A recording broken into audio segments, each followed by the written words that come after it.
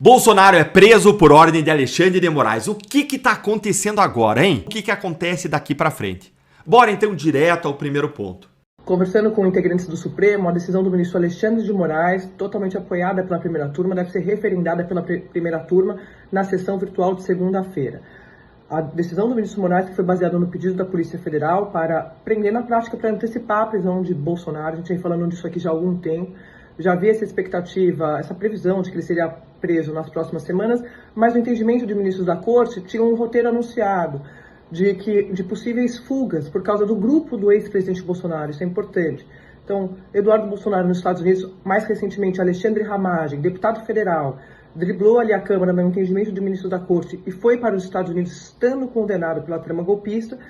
Carlos Zambelli, foram citando outros nomes, mas para mostrar que, na visão do Supremo, tem um roteiro do grupo do ex-presidente Bolsonaro para fugir da prisão.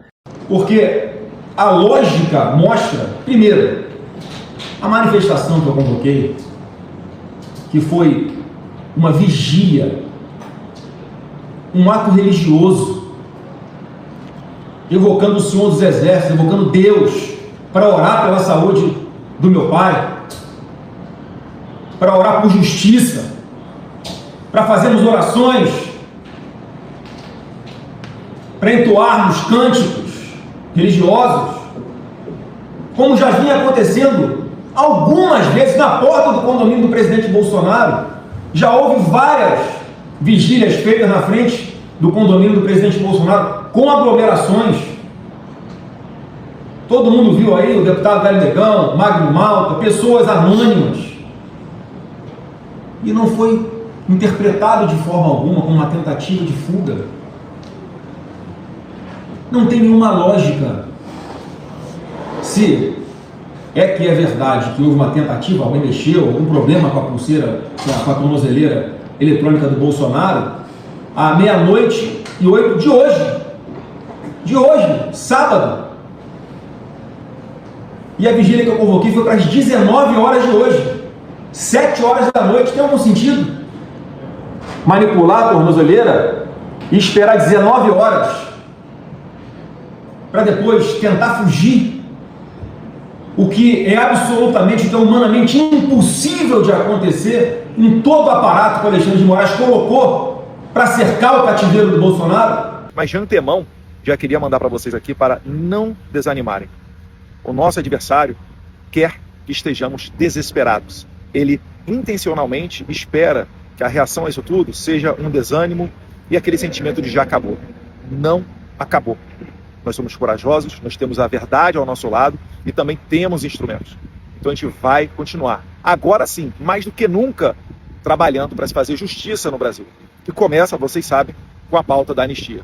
É chegado o momento de colocar a energia máxima e não permitir mais que o Brasil seja o quintal de ditaduras. Aqui que eu quero enfatizar aqui, tá? Eu vi uma pessoa dizendo assim, gente, vocês estão sendo inocentes, acabou. Não acabou! Agora que começa a batalha. É isso. Pelo amor de Deus, gente!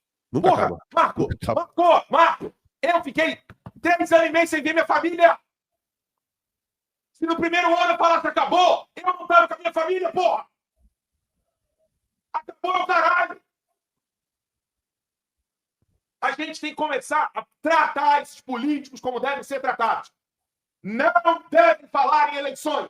Nós temos um homem para ser resgatado. Homem com fragilidade. Homem com problema de saúde. Que precisa ficar vivo. Acabou porra nenhuma. E a gente já sabe que é assim que eles agem. É um modus operandi deles, tá? Isso a gente já tinha feito. Só que você tem um caso pior aí. Né? Isso aqui eu já expliquei para vocês, né?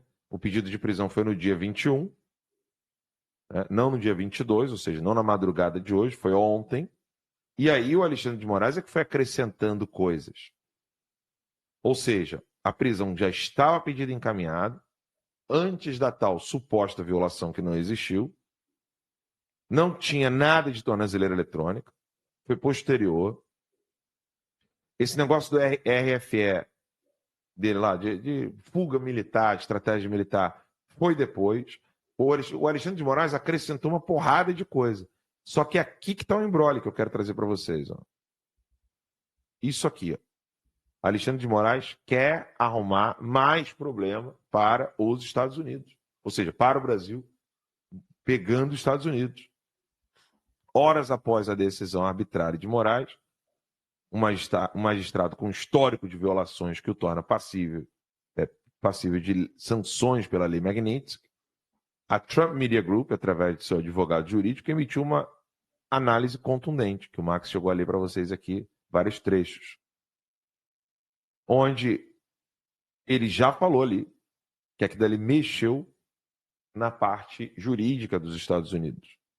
E ele não apenas classificou a decisão como juridicamente insustentável e flagrantemente política, mas a expôs como um ataque direto aos direitos humanos fundamentais e um traje à legalidade.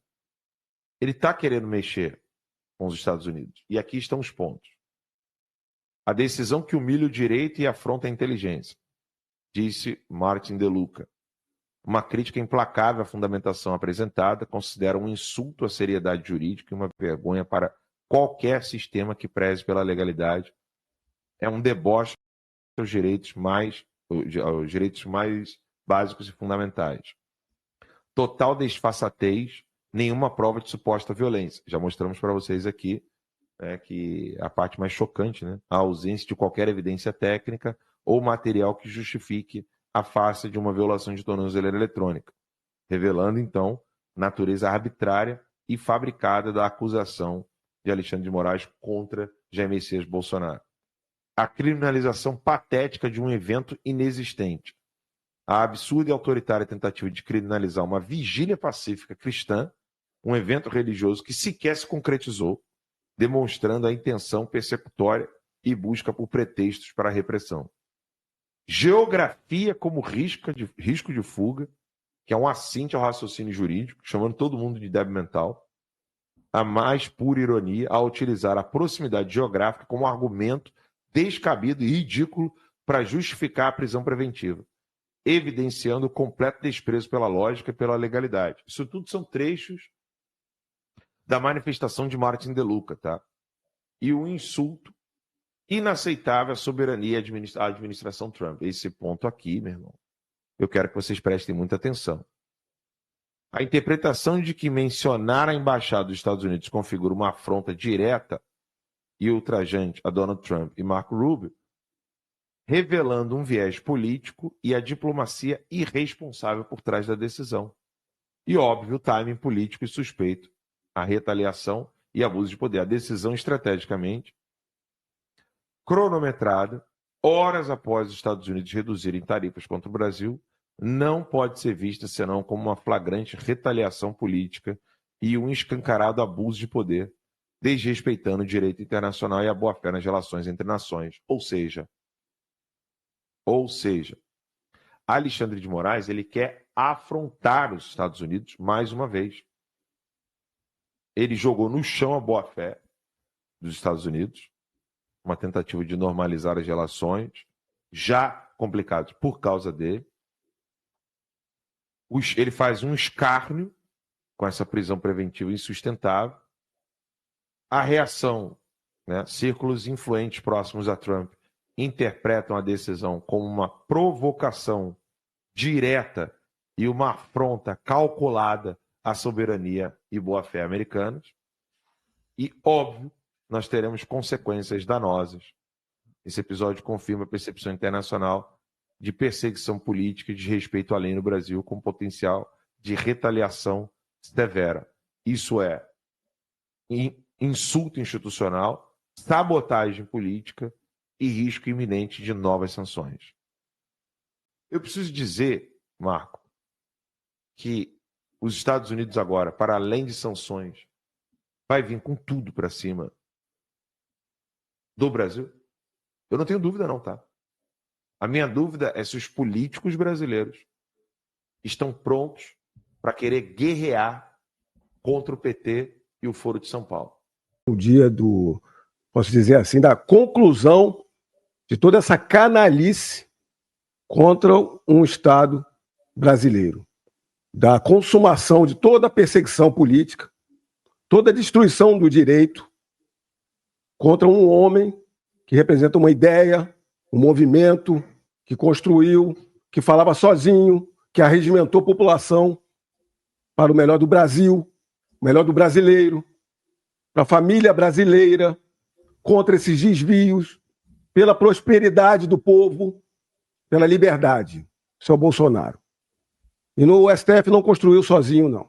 Porque todos nós sabemos, a análise jurídica simples e imparcial sabe que esse processo todo é nulo, é de nulidade desde o início da sua instauração. Toda a parte formal, processual, ilícitos processuais, toda a parte material de imputação dos crimes, da parte geral, trama do golpe, a imprensa só fala de trama do golpe, trama não é crime, vinculação ao 8 de janeiro não existiu. A gente sabe que eles foram caminhando com nulidades, com apoio da mídia, que normaliza toda essa situação de nulidades para chegar até aqui. E os controles que não existem mais no Brasil. O Senado Federal não faz seu controle, são reféns, parceiros, coautores, e agora tivemos uma recondução desse PGR, que é a representação máxima do Ministério Público, que é a acusação e o fiscal da lei, que é a favor dessas nulidades completas, destruindo o Estado brasileiro, a segurança jurídica brasileira. Então, hoje foi a conclusão do que eles fizeram.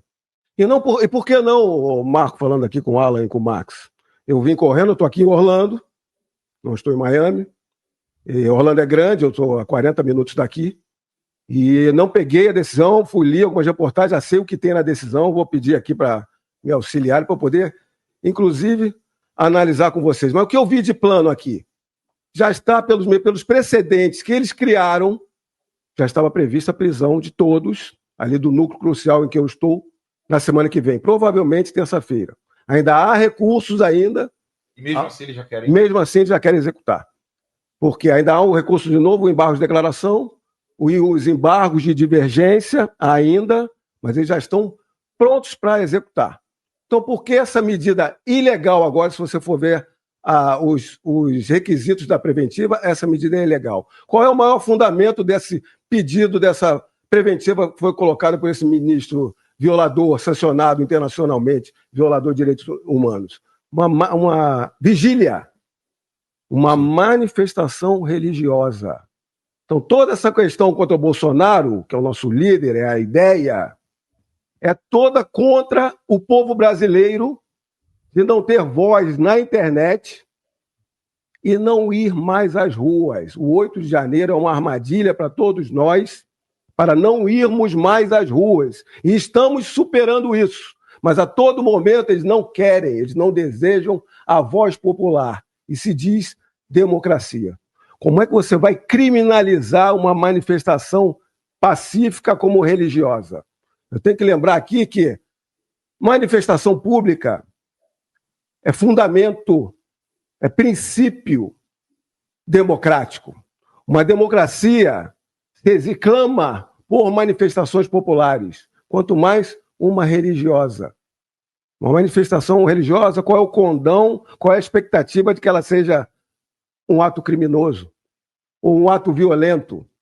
Não, eles não querem, porque sabem que com a proximidade do Bolsonaro ser preso nessa farsa, manifestações possam acontecer no Brasil. Então eles quiseram colocar preventivamente Bolsonaro, que já está preso. Bolsonaro está preso em domiciliar.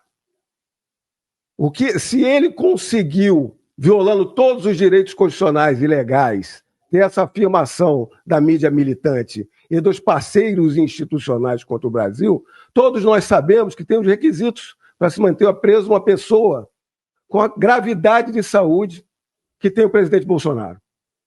Não é apenas das pessoas que estão visitando Bolsonaro e dizendo que ele está com problema grave de saúde. Todos nós sabemos, por laudos médicos complexos, de diversos médicos, diversos e de gabarito, os médicos.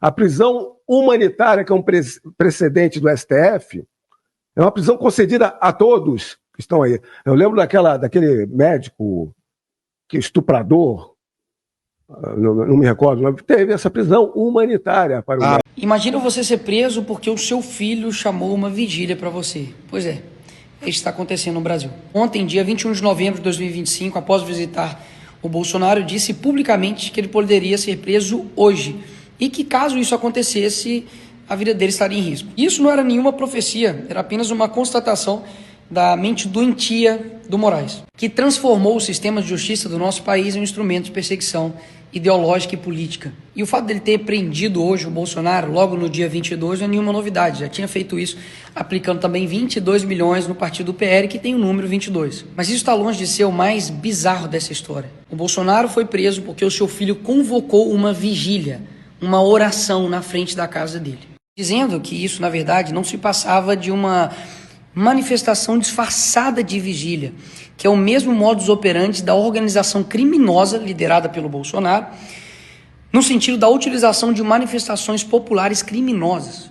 Peraí, então quer dizer que toda manifestação que foi convocada pelo Bolsonaro eram manifestações criminosas. Tirando o dia 8, que foi uma baderna, coisa que a esquerda também já fez a vida inteira e nunca foi responsabilizada por isso, me fala algum outro evento da direita, manifestação, convocação de vigília, ali na frente do STF, na Praça dos Três Poderes, ou em São Paulo, Rio de Janeiro, que teve uma janela quebrada. Zero. E Moraes continua dizendo que essa vigília indica uma alta possibilidade de tentativa de fuga. Que o Brasil virou filme agora? Bolsonaro ia vestir de Brasil, ia colocar uma máscara, ia sair no meio do povo, já que estava todo mundo igual. Ou virou o quê? La Casa de Papel? E o pior, eles estão usando que a tentativa do Bolsonaro de tirar a tornozeleira eletrônica era para ele poder fugir, no meio da manifestação. Aí eu tenho duas perguntas para você. O evento estava marcado para as 19 horas do dia 22. Quem em sã consciência que quer usar uma vigília para poder fugir, tira a tornozeleira 17 horas antes? Quem? E o mais importante, que enterra de vez essa narrativa de que a prisão dele foi decretada no dia 21/11, ou seja, o que aconteceu depois da tornozeleira, tentou tirar ou não, não importa, a prisão já estava decretada no próprio dia 21. E não é de hoje que o Alexandre de Moraes tenta criar essa narrativa de que tudo que a direita faz é para poder corroborar com uma organização criminosa na qual o Bolsonaro é o mandante. Ano passado, ele fez busca e apreensão em um padre. E dá só uma olhada qual foi o crime dele. Criado uma oração ao golpe. No que consistia isso? Ele estava pedindo para todos os brasileiros, católicos e evangélicos, incluam os nomes do ministro da Defesa e outros 16 generais 4 estrelas nas preces, nas orações. Repito, um padre recebeu busca e apreensão na sua casa por oração ao golpe. Ou seja, pode manifestações de qualquer tipo de natureza. Pode ter a CUT invadindo e quebrando o Congresso. Pode ter marcha da maconha, marcha para Satanás, manifestação em prol dos bandidos que morreram. Isso porque até agora eu nem citei a Constituição Federal, que é muito clara. É livre a manifestação do pensamento.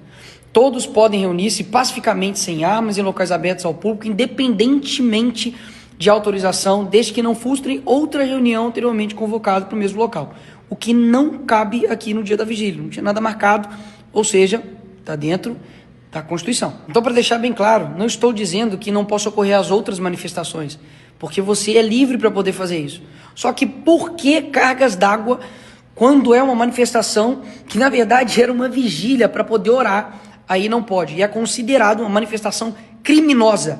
Criminosa. Se eu soubesse que vigília levaria os outros para cadeia, era só pedir, né, para poder fazer uma vigília em prol de organização criminosa, fazer uma vigília em prol da galera que roubou o INSS, para quem desviou aí bilhões de reais de estatal, quem cometeu corrupção passiva e lavagem de dinheiro, como foi o caso do Lula, era só ter convocado uma vigília na porta da casa dele, que aí ele ia preso. E agora, né, com o Bolsonaro preso, o Brasil vai para frente, né? O Brasil vai deixar de ter desvio de emenda, o Brasil vai ter uma saúde de qualidade, vai ter uma segurança que realmente funcione, vai parar de ter roubo, vai parar de ter furto, a Amazônia vai parar de ter queimada, vai parar de jorrar dinheiro da Lei Rouanet para artistas, que é o seu dinheiro sendo torrado para eles poderem fazer seus shows, os aposentados vão parar de ser roubados, os criminosos vão entregar as suas armas e, enfim, finalmente vamos ter um país digno. Porque, afinal de contas, como é pintado, ele é o culpado de tudo, né? De tudo mesmo.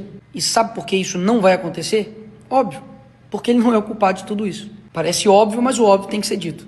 É impressionante que você não precisa gostar dele, você não precisa ter votado nele, mas perceber que há uma atividade incessante, 24/7, contra ele, é ignorar a realidade. Não existiu uma outra pessoa que foi tão perseguida não somente pela mídia, mas principalmente pelo sistema judiciário, que virou um sistema político, para poder calar esse cara, censurar, para prender seus aliados, para poder fazer com que ele não esteja na corrida eleitoral. Ou vocês esqueceram que durante anos colocaram a culpa nele da morte da Marielle? Colocaram cartão de vacina, baleia, joias, tudo foi pro ralo. Então a prisão do Bolsonaro não é um ato jurídico, é um sintoma de um problema muito mais grave. Quando o Estado ele passa a operar por pretextos técnicos, você não está vendo justiça. Você está vendo a instalação progressiva de um regime de exceção, exatamente como é colocado nos manuais aí de tirania. É sempre assim. Primeiro eles criam um inimigo a ser esmagado e depois eles moldam a lei para poder justificar esse esmagamento. A partir daí a população em geral, você, eu, todos nós, viramos refém de um sistema que usa a lei não com base em princípios, mas sim por conveniência. Então, não se trata de defender o Bolsonaro apenas. Isso, na verdade, é a ingenuidade de um povo que só percebe o que está acontecendo quando a porta deles, de fato, é arrombada. Então, o que está em jogo aqui não é um político. O que está em jogo é a fronteira entre a civilização e a tirania. E quando o Estado decide que pode tudo, até mesmo modificar a lei para poder perseguir seus desafetos políticos, você já está dentro da tirania, mas ainda não percebeu. E eu sei que o sentimento é de tristeza e revolta, mas eu preciso te lembrar do slogan do Bolsonaro durante muito tempo, que foi Brasil acima de tudo e Deus acima de todos. É Deus que vai fazer com que a gente não retroceda nem 1 milímetro e que a gente persista. Do fundo do meu coração, eu não vou desistir do nosso país. Eu peço também para que você faça o mesmo. Não sei o que vai acontecer daqui para frente, mas uma coisa é certa. Se a gente está aqui nesse momento, é porque tem algo que só a gente precisa fazer. Eles colocaram ele na superintendência da PF para ser uma prisão igual ao Lula. O Lula foi preso preventivamente, né, em execução antecipada de pena, e o presidente Bolsonaro agora. Quando vir, a posteriori, um parecer médico do presídio dizendo, nós, presídio, não temos condição de cuidar da saúde do presidente Bolsonaro, ele merece a prisão domiciliar, porque a lei de execuções penais, a lei de execução penal, assegura ao preso em execução de pena a prisão domiciliar por questão de saúde, o relator do caso poderá decidir, não concedo a prisão domiciliar, porque há histórico de tentativa de violação da tornozeleira. Entenderam a sacada? Cria-se agora, na decretação da prisão, uma suposta violação da tornozeleira, para posteriormente negar uma prisão domiciliar por questão de saúde, dizendo que já houve um histórico de tentativa de violação da tornozeleira, não havendo condições de monitorar de forma efetiva o cumprimento em regime domiciliar. Mantenha-o na papuda. Essa é a decisão. Ela não tem motivo jurídico, ela não tem motivo processual, ela é uma decisão política, evada de parcialidade, já fechando arestas para a futura prisão domiciliar. Lacombe. Chiquinho, rapidamente então, antes de voltar. Pois, de forma bem complicada, só que a situação ainda é pior, ainda mais grave. E calma que a gente ainda vai falar de como a redução tarifária, né, sei lá, o zeramento, enfim, né, a retirada de tarifas aí para diversos países acabou por ser ruim para o Brasil. Vamos trazer números. Vou deixar, inclusive, que o Alckmin comece trazendo os números. Mas, ainda na CNN, o companheiro Lourival também comentou não sobre a questão das tarifas em si, mas sobre a relação entre Brasil e Estados Unidos. A tal reunião entre o Marco Rubio e o Mauro Vieira. Lourival que tem suas fontes na política externa. E parece que a situação está pior do que, né, a turma da Globo tem a nos contar. Veja só isso aqui. Entender que o Trump e o governo Trump não abdicam, como a gente sempre disse aqui, de certos objetivos políticos, né? Entre eles a questão das Big Techs, essa questão desse projeto de lei do governo brasileiro de trazer, de criar uma superintendência no CAD para fiscalizar as Big Techs. É a agência da concorrência, né? É motivo de enorme frustração no governo americano e a reunião entre Marco Rubio e Mauro Vieira foi ruim, foi uma reunião ruim, uma reunião fria, superficial, em que o Marco Rubio demonstrou essa frustração em relação às questões regulatórias, impostos e o que vem pela frente em termos das Big Techs. Então, nem a reunião do Mauro Vieira com o Marco Rubio foi boa. Aí o pessoal quer saber, né? Assim, já que não teve a redução tarifária para o Brasil, né? Não teve nada a ver com a diplomacia brasileira, nada, absolutamente nada. Foi tudo uma grande fake news. Aí o povo pergunta, e aí, Chuchu? Conta aí pra gente, pai. Quando é que vai ter a reunião aí, Alckmin? entre vocês e Estados Unidos para realmente resolver essa questão do tarifaço. É o que me vai contar aqui, né? Que não tem reunião nenhuma. Vamos agora aguardar os próximos passos, mas nós estamos otimistas aí que a gente vai ter novos avanços. A comitiva vai viajar para Washington, o senhor, juntamente com Haddad, Mauro Vieira. A expectativa dessa viagem acontecer pós-COP30? Havendo necessidade, sim, mas não tem ainda nada marcado. O presidente Trump disse que tem novas. Se tiver necessidade, eu vou, mas ainda não tem nada marcado. Sabe, aqueles discursos vazios que ele começa, não, a gente tá aqui trabalhando, esperamos pelo melhor, sabemos que vai dar certo, tá? Mas e aí? E aí nada, falou, não falou nada, e quando realmente pergunta quando é que vai ser a reunião, não tem reunião marcada não. Aí começa, a gente vai voltar aqui no chuchu, a gente vai voltar. Vai primeiro começar pela imprensa. Valor econômico. Redução tarifária nos Estados Unidos pode elevar a concorrência para o Brasil. Produtores que não entravam nos Estados Unidos com tarifa de 10% talvez passem a ser competitivos agora. Aí Renato fala, ué, mas a Faria Lima estava comemorando? O que foi que aconteceu? Não, o jornal da Faria Lima falando isso? Aí vem a Globo. A Globo, falando com quem vende, o exportador. Situação piorou após mudança de tarifa. Dizem produtores de café. Diretor do Secafé disse que concorrentes agora têm tarifa menor, já que redução para o Brasil foi de 10%, mas sobre a taxa de 40% ainda está em vigor. Piorou a situação para nós. Pensando em competitividade, a ordem executiva mencionada era relacionada a que institui os 10%, mas temos uma própria que estabelece 40% a mais e ela não foi mencionada. Só a gente ficou com tarifas e nossos concorrentes ficaram zerados, afirmou Marcos Matos, diretor-geral do Conselho dos Exportadores de Café, o Secafé, que vê o movimento como pressão para o governo brasileiro seguir negociações. Todos os nossos concorrentes ficaram zerados, que coloca a gente numa situação muito difícil. E aí você fica, pô, mas eu não estou entendendo. Você até falou que matematicamente, né, a coisa não fecha. Você vai começar a entender agora. O próprio vice-presidente da República teve que assumir que os seus companheiros, ele não apontou o dedo na cara, né, para falar, olha lá, os petistas que estavam ali celebrando, fizeram fake news. Ontem o Vinícius Carrion, até que compartilhou o vídeo do Lourival, ele perguntou, pô, não vai aparecer nenhuma empresa de checagem de fatos para pegar o Thiago dos Reis, Rui Costa, né, ministro da Casa Civil, Humberto Costa, Jandira Fegali, a menina lá do Rio Grande do Norte do PT, enfim, Marcelo Freixo, Randolph, não vai aparecer ninguém para mostrar fake news desse pessoal? Não. Não vai aparecer ninguém, não apareceu ninguém, óbvio. Aí o Alckmin aqui agora assume, né? Tá ali, ó. Alckmin confirma que mudança no tarifaço de Trump prejudicaram o café brasileiro, manteve 40%. E não só no café. Não só no café, nos outros setores também. Vice-presidente salientou neste sábado que Vietnã, um dos principais concorrentes no setor, teve tarifa reduzida de 20 para 0, enquanto o café brasileiro segue com tarifas de 40%. E aqui até, antes da play no Alckmin, pensa o seguinte, antigamente todo mundo tinha tarifa, né? Então vamos supor que o preço cheio é 100%. Em cima do preço de 100%, você vai colocar uma tarifa para o Brasil de mais 50%, ou seja, o preço é 150%. E o preço do Vietnã era o preço cheio, o 100% mais 20% em cima, 120%. Então a diferença era de quê? De 30%, vamos colocar assim, né? O do Brasil era 30% a mais. A matemática não é essa, a gente vai entrar nessa matemática já já.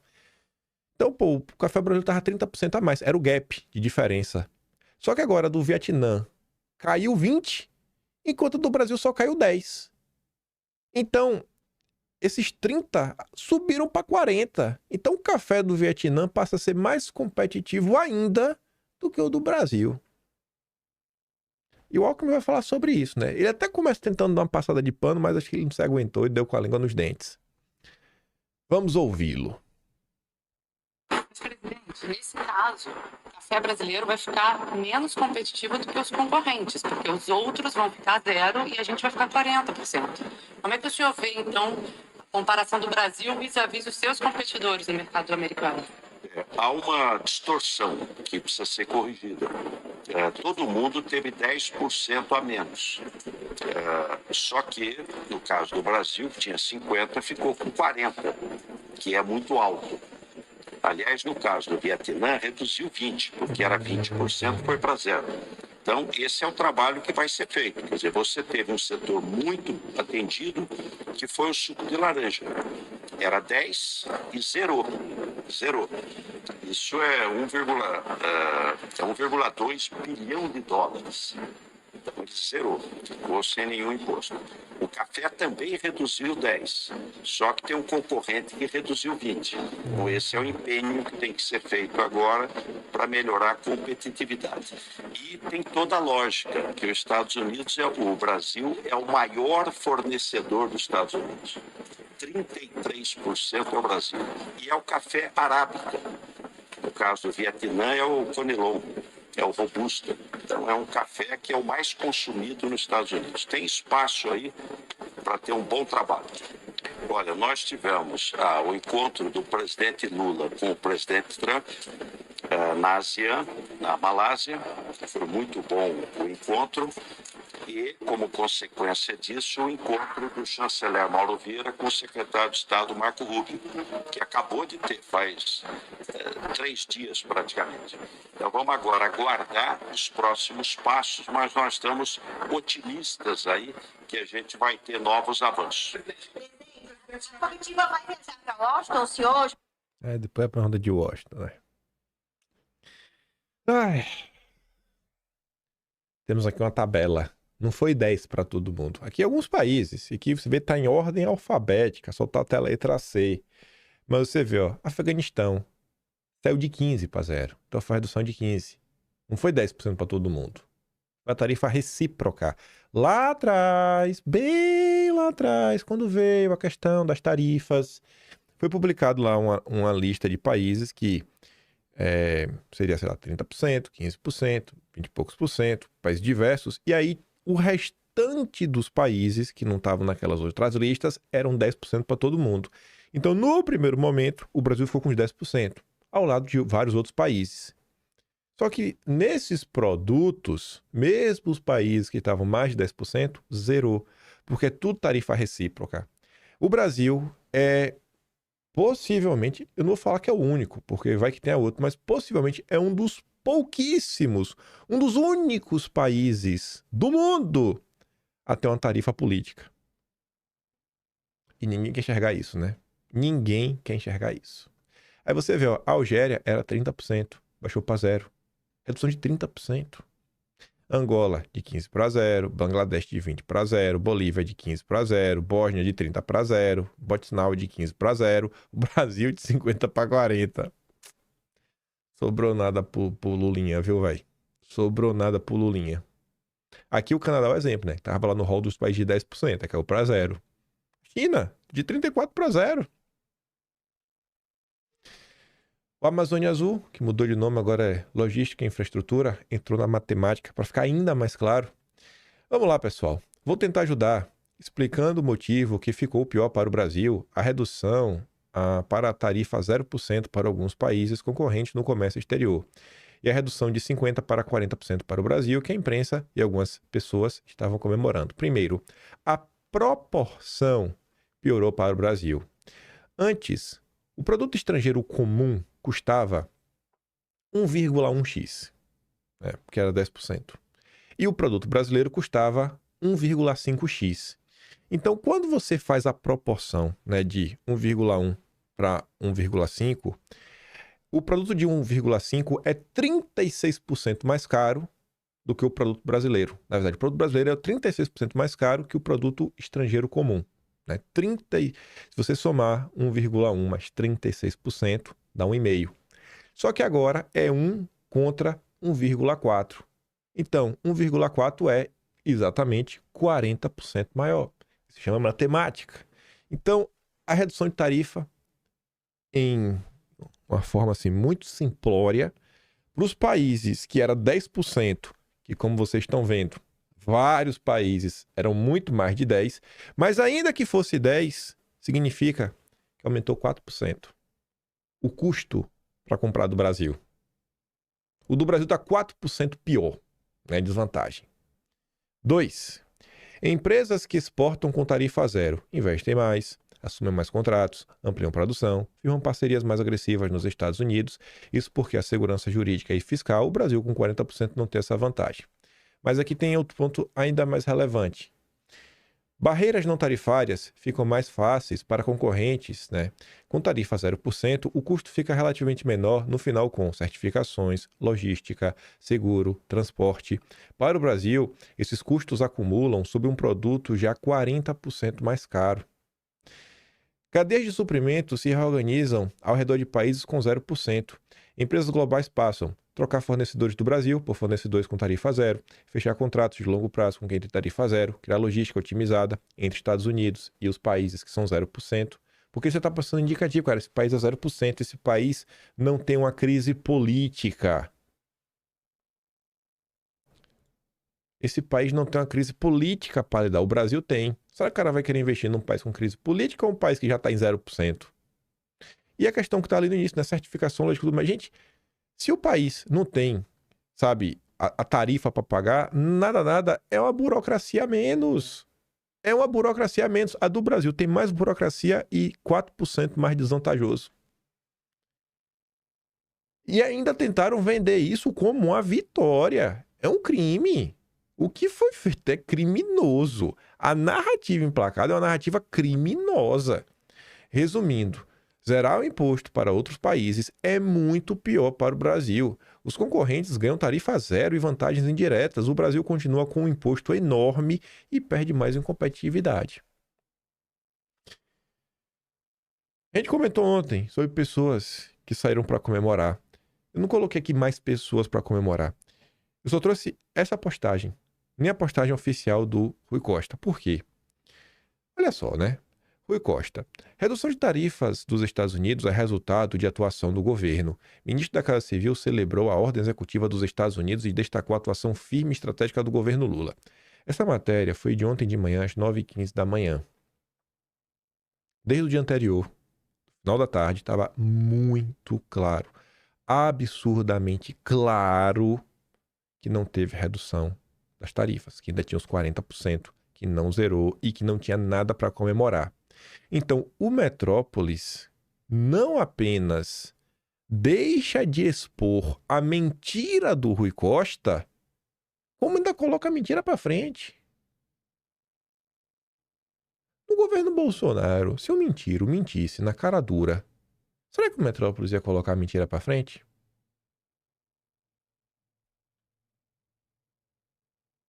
Aí não dá, né? Cadê a Lilian? Acho que é a Lilian Tarran, a diretora de jornalismo do Metrópolis. Cadê o Samuel Pancher, nosso marceneiro do Metrópolis, para dar um jeito nisso daqui? É o jornalismo militante.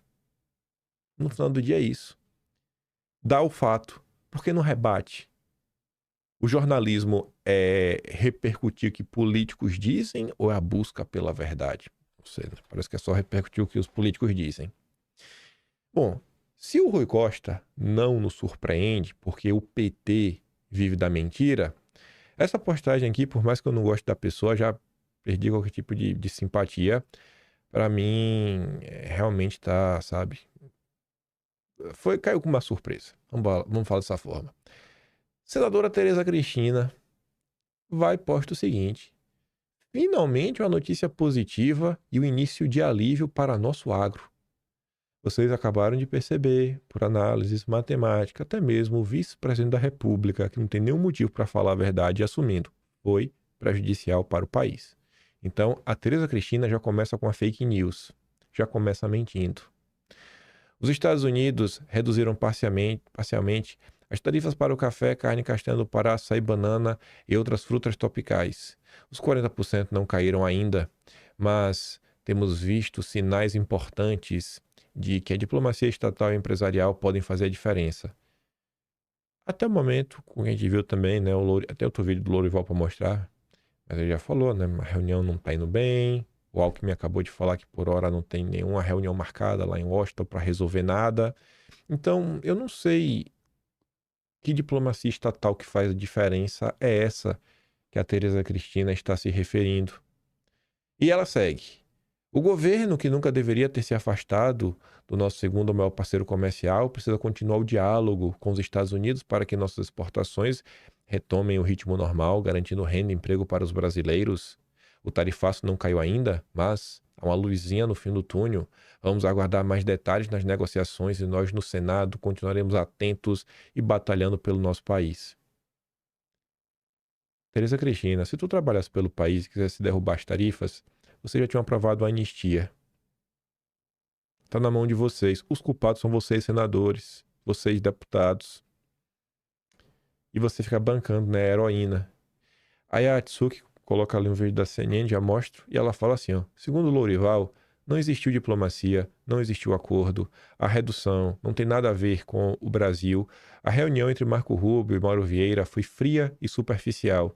Questões políticas como Big Techs, regulações e censura foram uma das reclamações de Rubio e o governo dos Estados Unidos estaria furioso. Eu entendo o governo e petistas tentarem vender uma narrativa conveniente, mas a senhora repetir esse enredo é no mínimo lamentável, sabe? Feio, coisa feia. Por isso que eu falei, Eduardo, camisa 10. Não!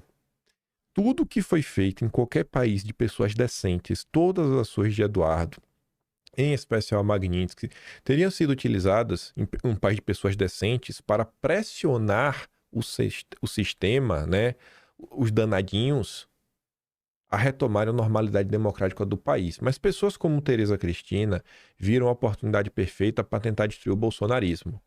Mas vamos ver aqui. Mais uma fala do Lourival.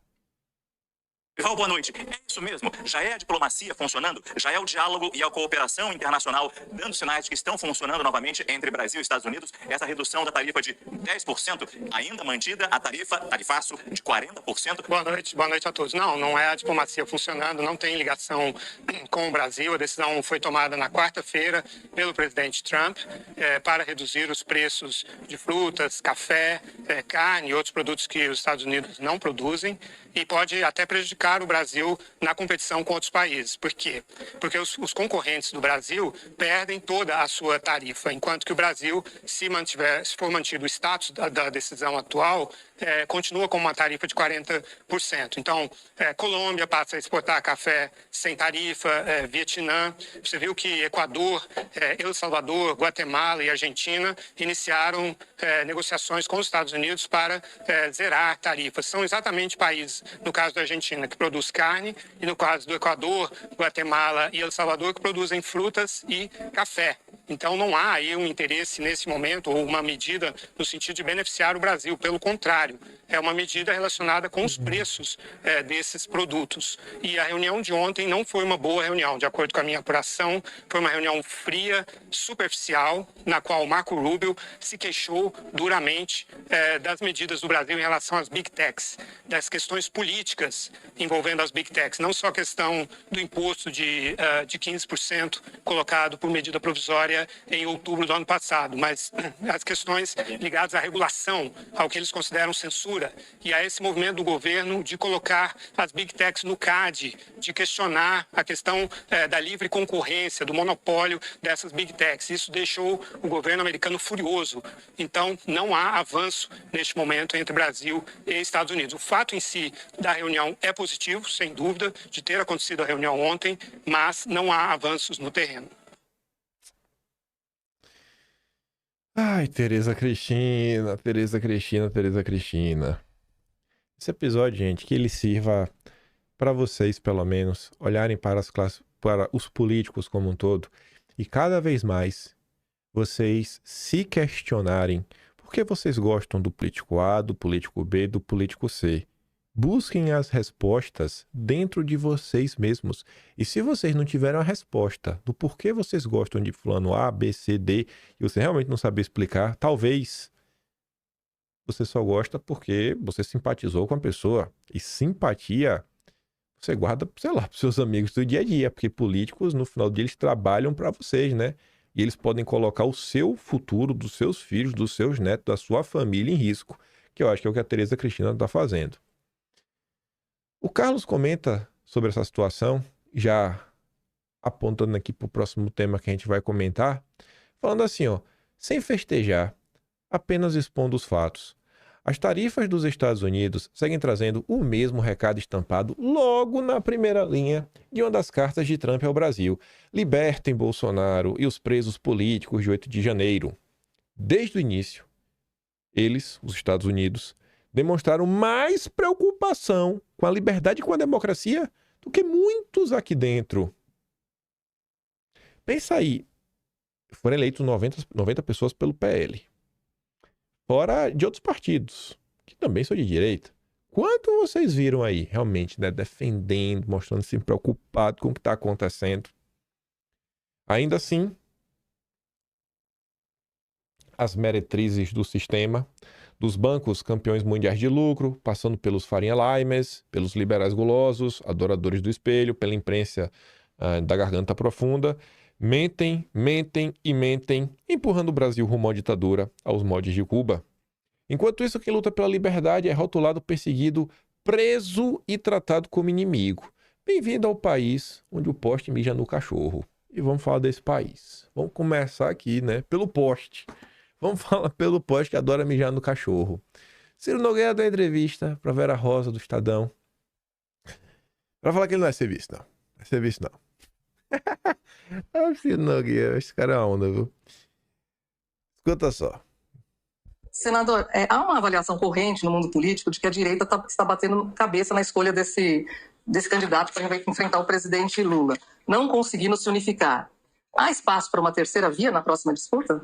Eu acho difícil. Acho difícil porque nós temos os dois líderes populares, os maiores líderes populares dos últimos 50 anos, que é Lula e Bolsonaro. É muito difícil qualquer candidato prosperar uma terceira via sem o apoio dos dois. Eu não vejo possibilidade disso acontecer, não. Mas o senhor acha que é possível a direita se unificar em torno de um nome para o primeiro turno? Eu não acho possível, não. Eu tenho certeza que isso vai acontecer. O instinto de sobrevivência, a importância dessa eleição para o futuro do Brasil não vai nos permitir nós errarmos e, por conta de disputas menores, não colocar os interesses do Brasil acima de interesses pessoais. O senhor gostaria de ser candidato a vice-presidente na chapa, uma chapa liderada por Tarcísio? Eu, na visita, um dos grandes objetivos que eu fiz ao presidente Bolsonaro na última vez foi para comunicar que meu nome não está disponível para isso. Eu fui ser candidato ao Senado pelo meu estado, acho que tenho que cumprir meu papel no Piauí. E tudo o que eu estava falando estava desvirtuando porque eu queria ser vice. Para encerrar essa situação, eu comuniquei ao presidente que vou ser candidato ao Senado. Comuniquei ao presidente que você é candidato ao Senado. Bom, Ciro Nogueira falou que não vai ter picuinha que afasta a possibilidade da direita estar junta no primeiro turno. Vamos ver. Uma candidatura do próprio Jair, do Eduardo, do Flávio. Como será aí o posicionamento do Ciro Nogueira. Beleza. Aí, Daniela Lima traz uns bastidores do Ciro Nogueira. Adoram fofoquinha. A Pri fala assim, ó, Daniela Lima revela bastidores de bastidores de que Flávio Bolsonaro teve uma discussão muito acalorada com Ciro Nogueira, na qual Flávio acusou Ciro de estar trabalhando de olho na vice do Tarcísio e não no que era melhor para a direita, e que, se fosse o caso, ele mesmo se candidataria para representar o bolsonarismo. E o Vinícius comenta, é interessante a primeira afirmação em que Flávio defende o legado do bolsonarismo ante ao apetite de Ciro Nogueira. Ciro é parte do problema e, até o momento, não entregou nada para Bolsonaro. A família Bolsonaro precisa afastar esse seu de perto do Jair. Vamos ver aqui nossa gloriosa Dani Lima. Contam os bastidores, né, que o Flávio Bolsonaro e o Ciro Nogueira tiveram uma discussão muito acalorada, na qual o Flávio Bolsonaro acusou o Ciro de estar trabalhando de olho na vice do Tarcísio de Freitas e não de olho naquilo que era melhor para a direita. E diz que, se fosse o caso, ele próprio seria, assim, o nome da família a representar o bolsonarismo. Por que isso é um problema grande para a direita e para o centrão em especial, né? Porque se houver dois candidatos do mesmo campo, a vida do presidente Lula, que hoje diz que vai disputar a reeleição, vai ficar muito mais fácil. Porque você pega 48%, que seja, vou partir do princípio que o bolsonarismo não perdeu um voto de 22 para cá. Se você pega esses 48, divide entre metade, ou mesmo 2/3, 1/3, fica mais fácil para que, em votos válidos, o petista obtenha talvez uma vitória até em primeiro turno. Aliás, o que muita gente que resistiu. Os ministros, o Celso Sabino do Turismo, por exemplo, deu uma entrevista para o UOL há pouco tempo, dizendo que a direita vai se dividir e o Lula vai ganhar em primeiro turno. Por quê?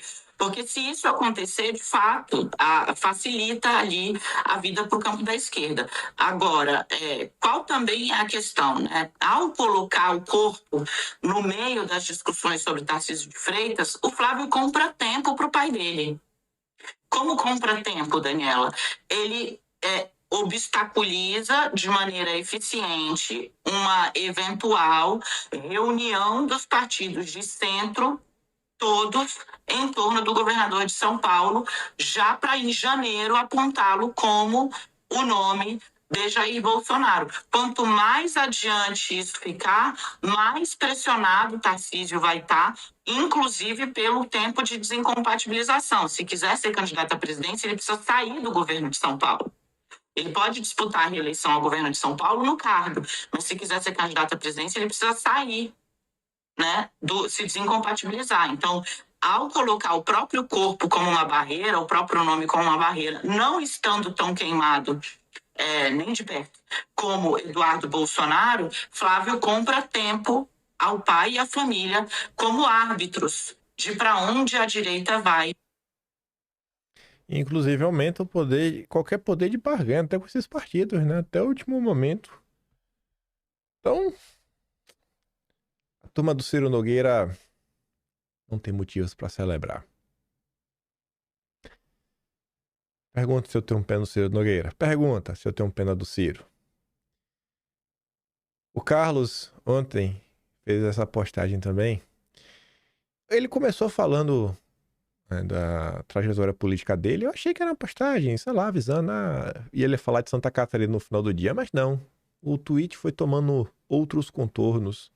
Ele fala assim, ó, ao longo de quase 25 anos de atuação no Poder Legislativo, distribuídos em 7 mandatos consecutivos com recordes históricos de votação, construiu uma trajetória consolidada com resultados eleitorais crescentes e participação direta na viabilização política de incontáveis agentes públicos.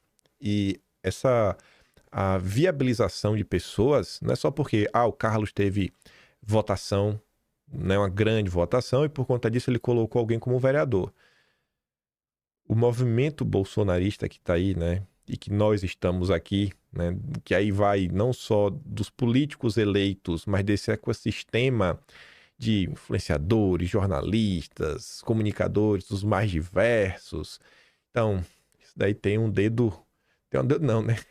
Tem o DNA inteiro aí do Carlos, por mais que alguém tente negar isso.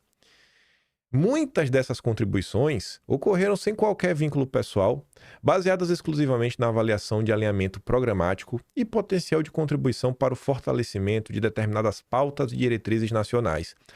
As decisões tomadas ao longo desse período representaram renúncias significativas em termos de estabilidade e projeção política futura, jamais motivadas por interesses individuais e financeiros, coisa prioritária para algumas pessoas. E eu acho, mais uma vez, que isso daqui é inquestionável. Com as votações do Carlos, ele facilmente se elegeria, quiçá, deputado estadual, ia ter, né, um respaldo maior, uma qualidade melhor, porque, pensa o seguinte, você é vereador, quem é que está abaixo de tu? Ninguém. Tu é o vereador, tu tá na base. Agora, quando você é deputado estadual, a depender, e se você é um cara popular como um Bolsonaro, nada, você já faz dobradinha com alguém. E nada, o deputado tem emenda e tudo mais, você já tem uma base de vereadores que trabalha para você. Tudo é muito mais simples, muito mais gostoso. Fica ali no Rio de Janeiro de boaça, não vai ficar preso na cidade do Rio de Janeiro, pode dar uma banda no interior, sabe? Muito mais confortável. Não quis. Podia ser deputado federal, podia ter pleiteado outro cargo, em especial em 2018, mas não, vou ficar aqui como vereador, porque, inclusive, pediu licença para, vamos ajudar aqui a realmente eleger um presidente de direita. Já outros, aí tem outras prioridades. Principalmente, eu não nem vou falar que é prioridade financeira, é muito mais interesse individual. Interesse individual, projetinho. No cenário atual, observa-se que parte significativa dos beneficiados por esse esforço coletivo, porque não é um grupo minoritário, não fica aí se enganando que é um ou dois, adotou postura de distanciamento ou descarte, o que evidencia uma dinâmica política cada vez mais orientada por conveniências imediatas. Ainda assim, eu não tenho arrependimento quanto às escolhas realizadas, pois a lógica de contrapartida nunca foi o parâmetro das minhas ações, deixando para o povo sempre amadurecer e entender as exposições. Aqui ele deixa a bola para vocês, né? Amadurecer, se politizar, entender as coisas, não ter esse olhar tão romântico para tudo que acontece, sabe? Às vezes tem muitos sinais por aí. Este registro tem por objetivo apresentar uma reflexão óbvia sobre o ambiente político a cada ciclo eleitoral, marcado por sobreposições de interesses, baixa reciprocidade institucional e impacto direto sobre a vida pessoal e familiar de quem atua de forma transparente e comprometida. Registro, por fim, meus cumprimentos a todos. Aí, dá logo aqui play, primeiro no vídeo, depois eu leio o que o Mário Frias e a Atsuki falaram. Veja esse bate-bola na CNN entre a Jussara, o Caio Junqueira e a Thaís Herédia. Eduardo Bolsonaro tem se isolado pela quantidade de brigas, né, e desentendimentos que ele vem travando, inclusive com ex-aliados, podemos dizer, da direita. Membros da oposição já estudam alternativas e não garantem sequer que ele volte ao Brasil. Se condenado e a depender do andamento do processo no Supremo, Eduardo pode ficar inelegível em 2026. O próprio Eduardo Bolsonaro, ele quer que isso aconteça. Isso reforça o discurso dele de que ele, assim como o pai, o ex-presidente Jair Bolsonaro, sofre uma perseguição do Supremo Tribunal Federal. O Eduardo quer que isso aconteça. O Eduardo quer ser perseguido, né? Olha o nível de loucura. Qual é a lógica dele querer ser perseguido? Para ter o discurso, mesmo sabendo que, sei lá, porque esse caminho que ela tá pontuando não leva, sei lá, uma inelegibilidade. Então, assim, não faz sentido nenhum. E ela e a CNN depois, né, colocam Eduardo como Eduardo vai pra cima dos seus aliados. Nunca é uma reação. É como se todo mundo sempre tivesse quietinho, de boa. Não fizeram nada demais. Aí do nada aparece Eduardo, né, o grande radical chutando o pau da barraca. Vamos continuar. Esperando aliviado na direita? Bom, o Eduardo Bolsonaro, ele nunca foi ali vamos dizer assim, um articulador, né? Não é a principal característica dele. Ele é muito mais, a estratégia dele é quase uma estratégia de guerrilha. Mas o fato dele não ser e nunca ter sido um grande articulador político não significa que as operações políticas que ele se envolveu e que ele liderou não provoquem e continuem provocando muitos ruídos e gerou prejuízos para a direita brasileira. Isso tudo para te dizer que eu apostaria que muita gente da direita comemorando essa decisão do Supremo Tribunal Federal e a evidente ali condenação num curto e médio prazo, porque daí você tira ele de vez, você pune, né, o que é considerado pela própria direita como uma operação política desastrada, e você tira ele do páreo também para 2026, que vai se tornar... Muita gente na direita celebra a perseguição contra o Eduardo. E você vê a quantidade de gente aí que está em silêncio, né? Você vê a quantidade de gente que está em silêncio. Não é pouca gente. Não é pouca gente. Não é pouca gente. Será que isso é aleatório?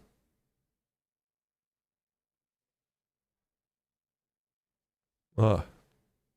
Será que é aleatório? Aí o povo acha que é brincadeira, né? E vai ficando cada vez mais clara a coleirinha do Deltan nessa galera. E ainda mais porque você vai tirar Eduardo, abre caminho.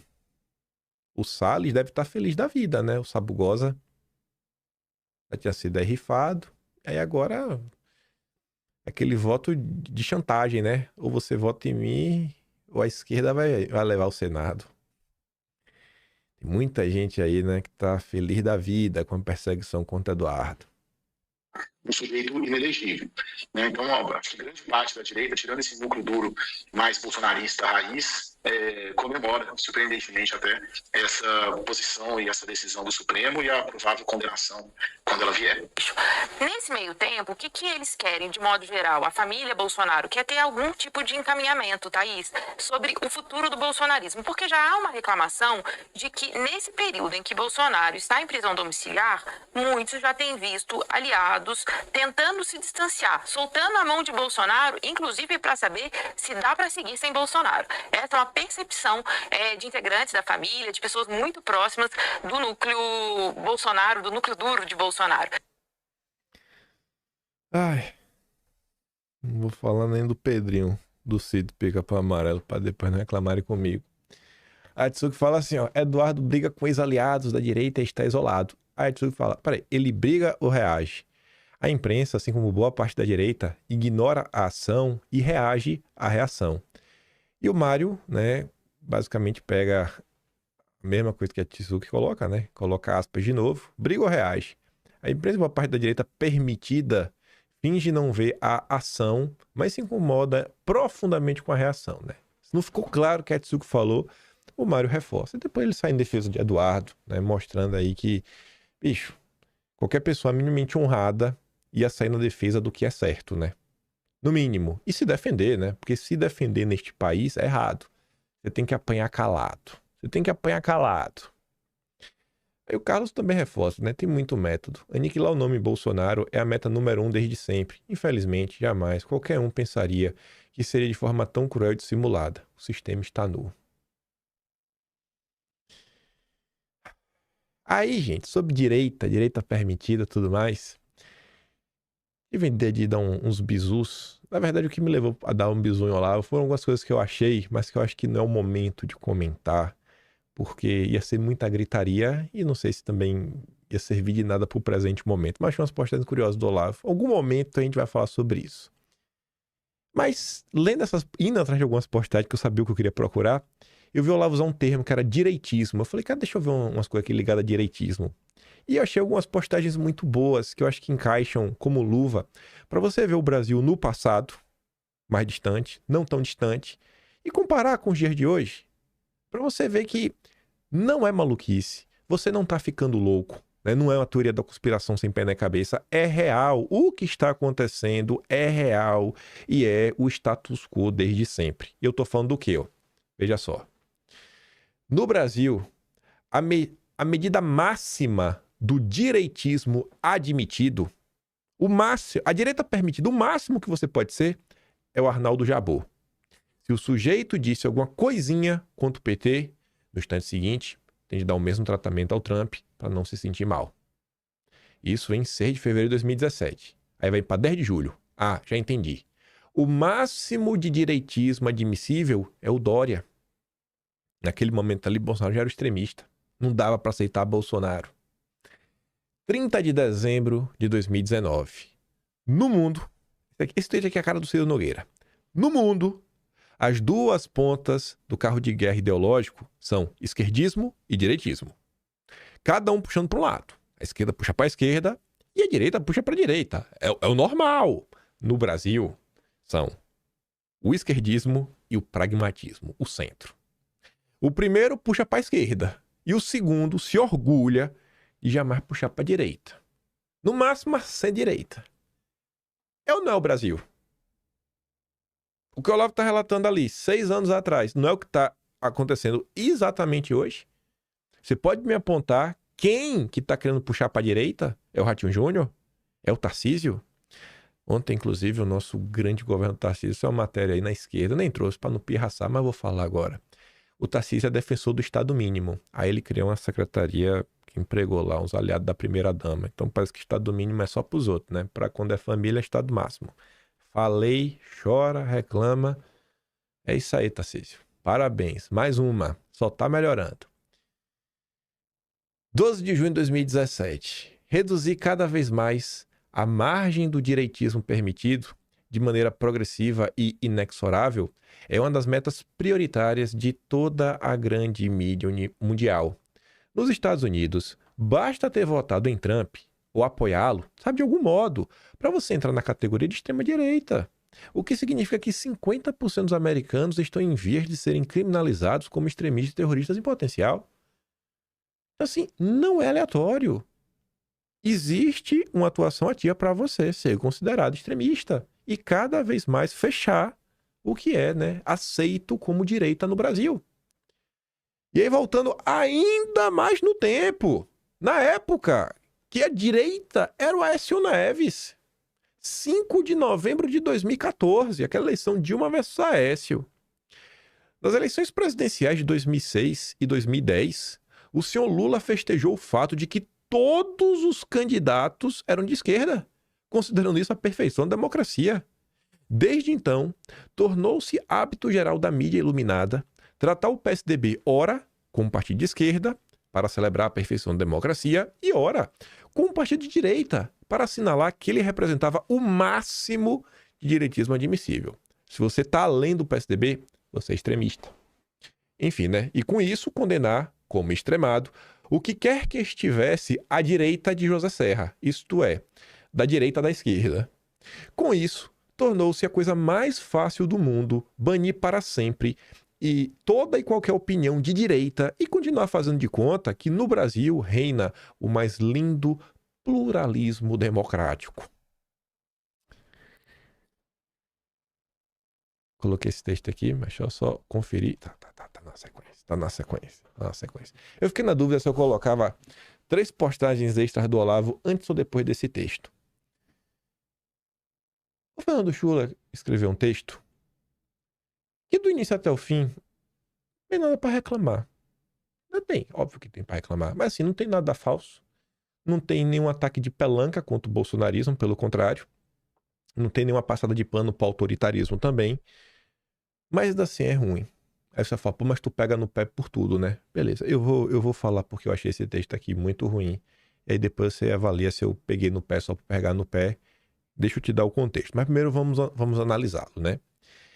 A ideia de que agora é hora de se retomar o Estado de Direito é absurda. Que é o que o próprio Estadão defendeu em seu editorial. Vocês devem lembrar, né? Não, agora já passou o julgamento de Bolsonaro, podemos voltar para o normal. Aí ele fala assim, né? Leio artigos editoriais sugerindo que os abusos e excepcionalizações do Supremo já foram longe demais e que seria hora de voltarmos à normalidade institucional. Bom, ok, né? Isso realmente aconteceu. Esses fatos aconteceram. Só que eu já pergunto para vocês, seria importante, pessoal, o Fernando Schula falar em quais jornais ele leu isso? Quais artigos, cara? Quais editoriais? Acho que seria importante dar alguns exemplos. Eu gosto de dar exemplos, né, concretos. Eu odeio falar, estão falando isso, e não poder mostrar nenhum mísero exemplo, isso não é a minha política. Então, eu acho que eu posso cobrar pelo que eu faço, né? Li isto esta semana, na esteira do caso Talhaferro, convertido em réu por denunciar coisas graves, como manipulação de relatórios para punir pessoas e perseguições a cidadãos por visões políticas. Teríamos nos convertido em uma república que torna seu próprio sistema de poder imune à investigação e ao controle. Isto parece ter irritado algumas pessoas. Já havia lido algo nessa linha meses atrás, após o julgamento de Bolsonaro. Feito o julgamento, a missão salvadora do Supremo basicamente estaria cumprida e seria o caso agora de retomarmos a trilha da Constituição. Curiosamente, esse editorial falando isso do Bolsonaro e o do Talhaferro, ambos são do Estadão. Curiosamente, ambos as editoriais são do Estadão, que é onde está escrevendo esse texto. E ele vem. A pergunta que eu me faço é simples. Em que momento alguém autorizou que nossas autoridades ou nossos tribunais abandonassem a trilha da lei e da normalidade institucional? Deixa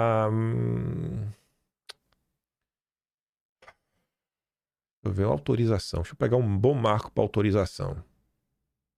Um bom marco para autorização.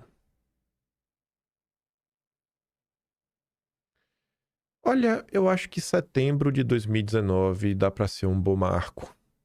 Setembro de 2019, se não foi setembro, foi no início de outubro. A gente tem o Blogueiros de Crachá, da revista Cruzoé, que passa os alvos para dar gás na CPM das fake news e finalmente começa a levar as pessoas da direita. E quando a Vera Rosa do Estadão publica pela primeira vez a matéria com o termo Gabinete do Ódio. Essas matérias não estão autorizando a perseguição. Mas quando você faz duas matérias para incriminar pessoas, por inferência lógica, se você está tentando criminalizar alguém, é porque você quer que o sistema vá para cima dessas pessoas. Logo, você autoriza o sistema aí. Então, Chula, se tu quiser uma data, eu te dou a data. Setembro de 2019. Ali já tem autorização. Pode para cima, pode perseguir. Pode perseguir. Sua colega de trabalho, de redação, Vera Rosa, fez esse papel. Flipora Brasil, não sei se é seu amigo. A desrespeitar o juiz natural, converter a Suprema Corte em primeira instância para cidadãos comuns ou mandar tirar cidadãos da internet em casos explícitos de censura prévia, a verdade é que muita gente autorizou, sim. Na mídia, nos próprios editoriais, na academia, a própria ideia de que agora é hora de se retornar ao Estado de Direito é absurda. Quero até olhar aqui, olhar para o celular. Blogueiros de crachá. Quero só ver quando é a data dessa matéria. Blogueiros de crachá. Deixa eu só ver a data. Blogueiro de crachá. 11 de outubro. Ou seja, foi no início de outubro. E a da Vera Rosa foi em setembro. Então, para botar ali final de setembro. A da Vera Rosa é 16 de setembro e 11 de outubro é o Felipe Moura Brasil. Uma democracia se define exatamente pelo fato que ninguém tem o poder de definir em que momento respeitar ou não a Constituição, de modo que o apelo dessas pessoas foi inócuo. Elas aceitaram logo ali atrás o princípio de que um punhado de autoridade detinha esse misterioso tipo de poder. E se isto era legítimo até o mês passado, por que raios isto não seria agora? Porque agora elas deveriam relaxar, descuidar das fake news, sempre mais perigosas, a democracia, sempre ameaçada pelo fascismo eterno, logo agora que andamos à véspera de um ano eleitoral. Porque elas deveriam desligar o seu modo militante, seguindo o mesmíssimo princípio que todos aceitaram, alegres até o último verão. Quem sabe ajudasse se estas pessoas reconhecessem que a relativização das leis em nome de uma sedutora democracia militante sempre foi um erro, o nome elegante para abuso de poder. Isso daria alguma credibilidade para sua crítica, mas intuo que não ajudaria muito. Criar uma lógica de exceção em uma democracia é relativamente fácil. O difícil é encontrar o botão que desliga o monstrinho depois. E depois ele termina falando, né, que novos mecanismos, aparelhos, prerrogativas, exceções, né, isso foi sendo criado. E aí, por que alguém abriria a mão do poder de inventar leis e tipos penais, mandar calar, bloquear, né, bloquear constitucionalistas, fazer desaparecer denúncias contra si mesmo e punir sob aplausos seu próprio denunciante? Quem abriria a mão desta embriaguez de manejar as peças do jogo social? Observando o Brasil de hoje, diante do medo, da sociedade fragilizada e passiva, digo que ninguém parece ter uma boa resposta. Eu tenho uma resposta boa para o seu texto, que é o quê? Eu vou voltar para cá. E depois eu trago as postagens do Olavo para reforçar. Em primeiro lugar, sem nenhum tititi, sem aumentar, sem teoria da conspiração. O Fernando Schuller só foi contratado pelo Estadão porque o Guzo faleceu. O Estadão tem cota de pessoas de direita. Isso não é piada, isso daqui não é aumentar. Ele foi contratado para entrar no lugar do Guzo, porque o Guzo era pessoa de direita do Estadão. Acabou. Só por causa disso. O Fernando Schuller, ao escrever isso, ele já é a direita permitida. Até porque ele é um liberal, ligado ao PSDB, né? Tem toda uma história aí do tucanato, que o Estadão adora. Segundo ponto. O Estadão faz isso para pegar aquele eleitor de centro, que eles adoram falar, e esse texto serve como uma luva para falar o quê? Olhem, o Estadão denuncia e critica quem relativiza a democracia. Só que é o próprio Estadão que fez isso. Então, se a pessoa não sabe que o Estadão apoiou o regime, patrocinou a censura e deixou claro que agora podia voltar à normalidade, se a pessoa não sabe disso, ao ler um texto como esse, o que o cara pensa? Olha, o Estadão tá do lado certo, né? Não gosto do bolsonarismo, mas fico feliz de ver o Estadão assim. Então, um texto como esse, quando você não cita o Estadão como a causa primária de todo o mal, você ajuda a limpar a barra do próprio jornal. E o terceiro e último aspecto, ele é muito simbólico. Esse texto foi publicado no dia 15 de novembro de 2025.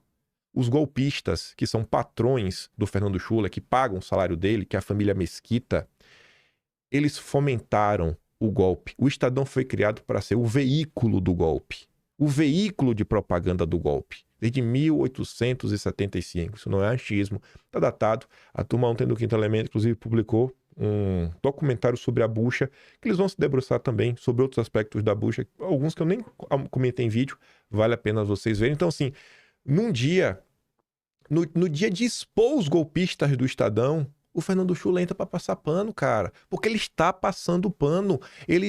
Você tá omitindo as pessoas que fizeram isso. Aí para você ver que essa birra não é de toda, né? Olavo, 3 tweets do Olavo.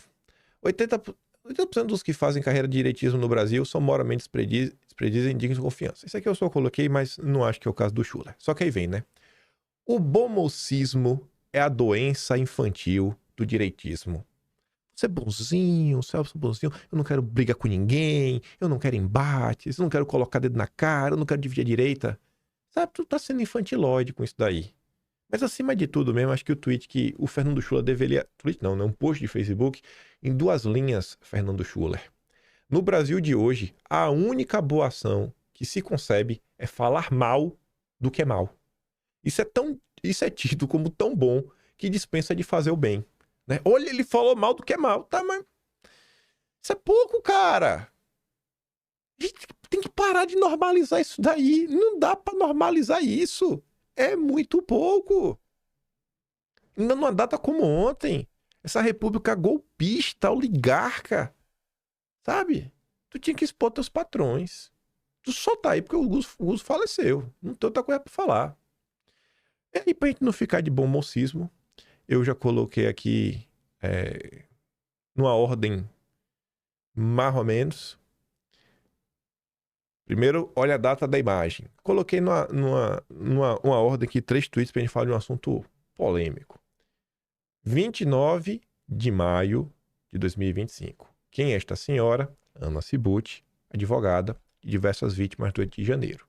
Ela estava lá, pode ver na Câmara dos Deputados, Comissão de Direitos Humanos, Minorias e Igualdade Racial.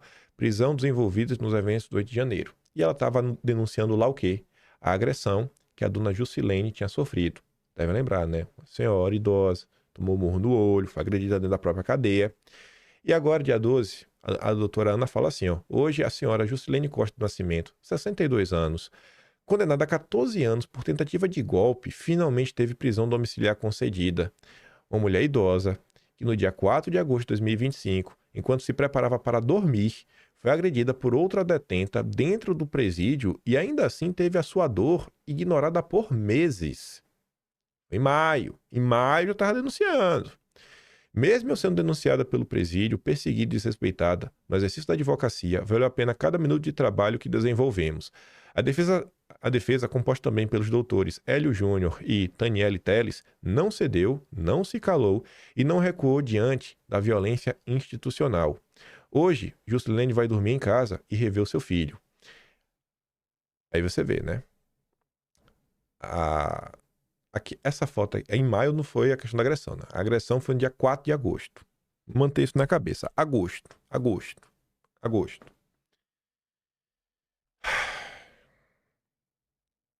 A doutora Ana Cibutti foi ontem lá no Didi, fez uma revelação muitíssima cabulosa, viu?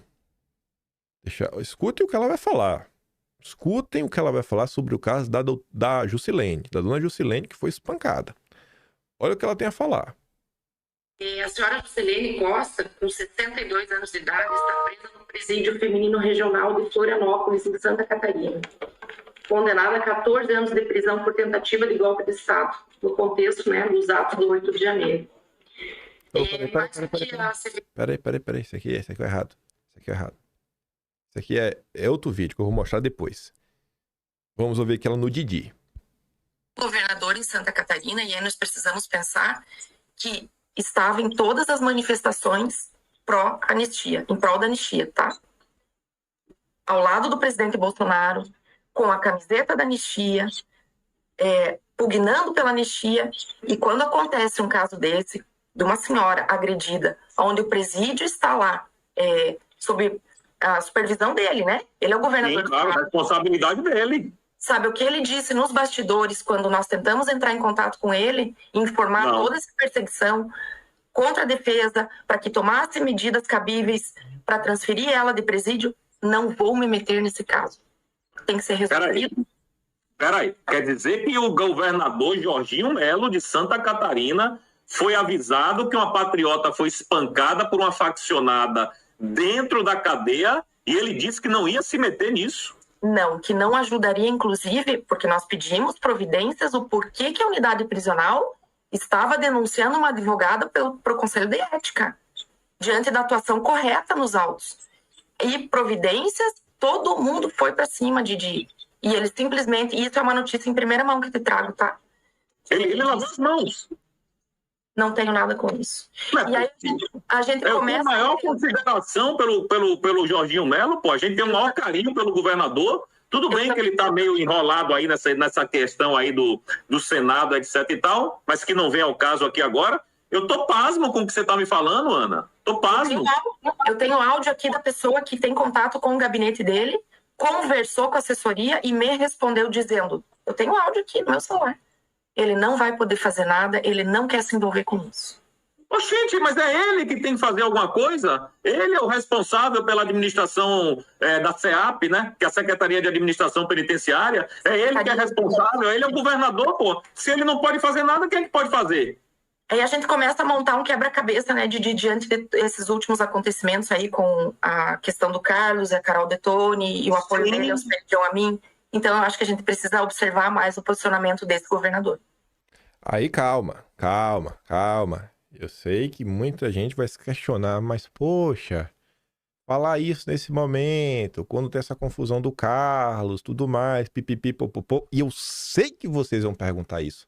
Ontem, inclusive, uma pessoa, Maratá, eu vi, seu questionamento foi justo, né, de por que esse tipo de informação só via à tona agora. Mas eu venho trazer respostas, óbvio, né? Trazer respostas. É por isso que eu vou ficar com raiva. A treta em Santa Catarina começou quando 31 de outubro. Até dia 31 de outubro não tinha problema, que Bolsonaro falou que ia ser o carro lá em junho, ninguém reclamou, tá tudo maravilhoso, ninguém tava cobrando o Jorginho Melo de nada. É a partir de 31 de outubro, ou seja, se a gente achar qualquer coisa antes de 31 de outubro, não tem nenhuma ligação com o caso do Carlos. E cá estamos nós. 7 de agosto de 2025, postagem da Anitta. Eu gostaria que o governador Jorginho Melo se posicionasse a respeito da situação dessa idosa de 62 anos que foi torturada por outra presa no presídio de Florianópolis, pois foi colocada na mesma cela de outras presas onde foi espancada. Não é possível, esse print não existe. Isso aqui deve ser manipulação sua. Você mudou a data. Beleza? Eu acho fácil aqui.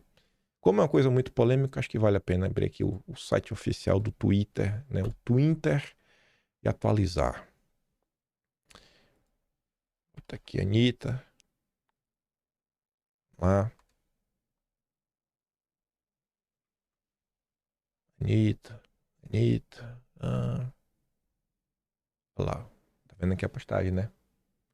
7 de agosto, ó. Cliquei, ó. Você vê, 7 de agosto. 7 de agosto. Vamos ouvir. 7 de agosto. Vamos ouvir a denúncia de 7 de agosto.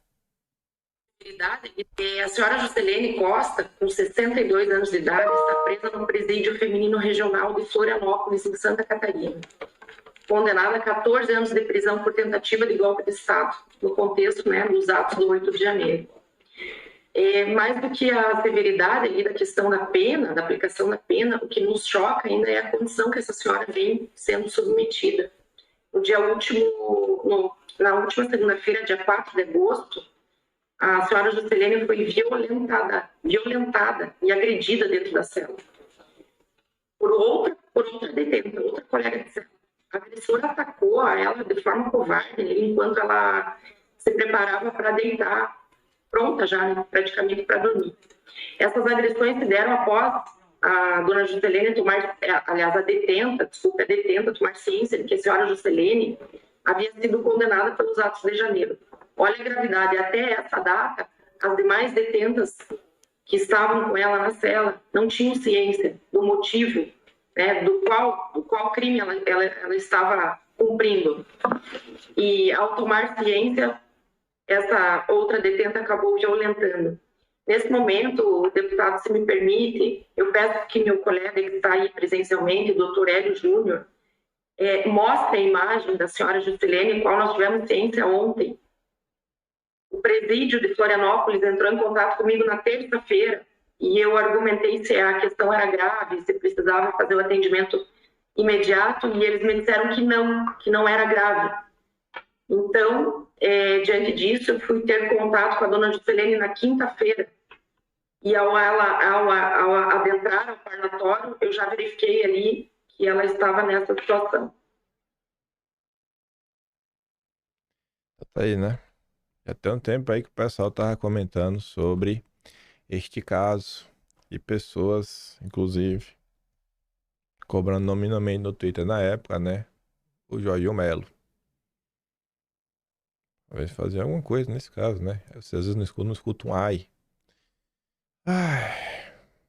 Pegando o caso aí dos nossos perseguidos do 8 de janeiro, a Reuters anuncia assim, ó: Estados Unidos designam 4 grupos na Europa como terroristas, chamando-os de Antifa violento.